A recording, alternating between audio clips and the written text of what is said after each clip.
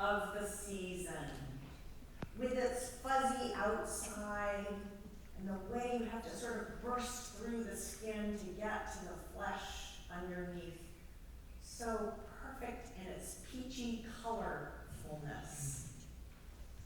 Or a cucumber, that marvelous structure that holds just a hint of clean flavor and a burst of water. The smell of cumin seeds, or of basil, or fresh bread. Each one is an invitation not only to consume, but to taste, to notice, to receive. There is God in this, the God who sustains us and delights us, God who gives us what we need, but so often gives us it to us with beauty and delight. I find this one of the many pleasures of hiking as well. I mean, I like to hike, but even better than hiking is how incredible food tastes when you become depleted. After climbing a 3,000 or 4,000 foot mountain, oh my goodness, I don't even like peanut butter and jelly, but it tastes fantastic. The apples that I've become bored with over the season of the fall are suddenly uniquely gorgeous when I'm hiking. Because hunger has stripped away all the distractions, and the body becomes attentive to what it's receiving, and so grateful for the nourishment. Day-to-day hunger usually is something else for us, isn't it? It usually is habit, or boredom, or some other form of longing. But when we are truly connected to our hunger, to receive the food, we become aware of what we actually need.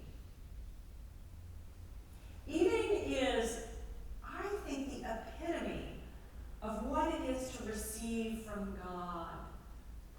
Back to our childhood, when we received nourishment at our mother's breast, in our father's arms. We had no capacity to nourish ourselves. We were purely in the state of receiving out of the love of someone else. And then we discover over time that nourishment can be joyful. Tasting is something we get to do every single day. How lucky for us. We are nourished not only in our necessity, but nourished in a way that is spiritually delightful. And we get to experience something of the wonderful creation of God. Spiritual intricacy in God's design. How often do we eat and not pay attention? Oh, taste and see how wonderful the Lord is. To rest in God's presence is simply to become more deeply aware that we are, in fact, receiving creatures. We need to give too, but we need to receive. We are dependent upon God completely.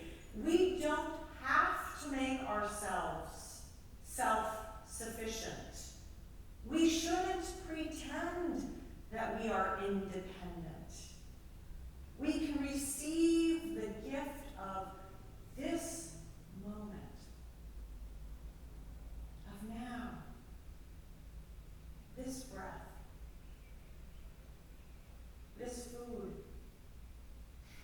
this life, this loving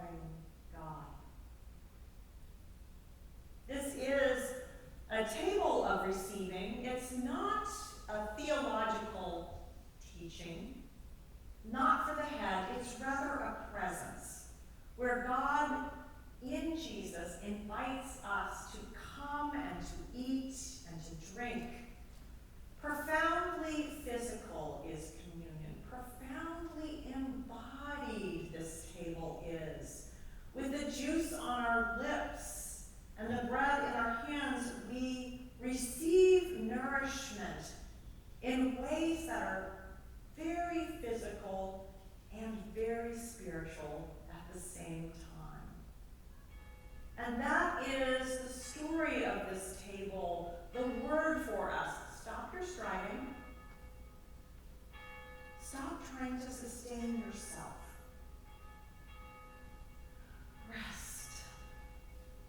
Rest and receive. We come to communion not because we have successfully gotten ourselves to some perfect spiritual place. We come because we are hungry, because we need something, because we need Christ, because grace is something we get to receive at this table. Dependence is precisely the posture in which we most encounter God's grace. Not independence, dependence. Needing God is how we receive God's grace. So taste. At this table, come and taste the Christ who meets us exactly as we are. The Christ who meets us when we are hungry, when we are tired, when we are distracted, when we are in sin, when we are grateful, when we are wounded, when we are hurting, when we are joyful, when we are needing things we cannot provide for ourselves. The invitation is wonderfully simple. Come. Come. Come, people, come and receive. Eat, drink, rest. Communion reminds us that God's presence is not something we manufacture. God is already here. God was here long before you got here. God was here long before your attention was directed to God. Grace has already been given. Christ is already here, offering the holy I am that I am presence to you. The table becomes a place where we practice receiving that which is already true. God is here. God is for us. We can taste. Our hunger is met. We can rest. The gift of this table teaches by our presence and God's presence here at the same time. You don't have to make this happen. You don't have to earn this. You don't have to sustain yourself. God has made nourishment itself an occasion for joy, and at communion, God takes the ordinary human experience of all of us and makes it a sign of that deepest nourishment of all, Christ giving Christ's self for us. So come to the table. Come to this table, however you are. Come hungry, come tired, come grateful. Come as you are. And let yourself rest in the presence of the God who gave God's presence to us in Jesus.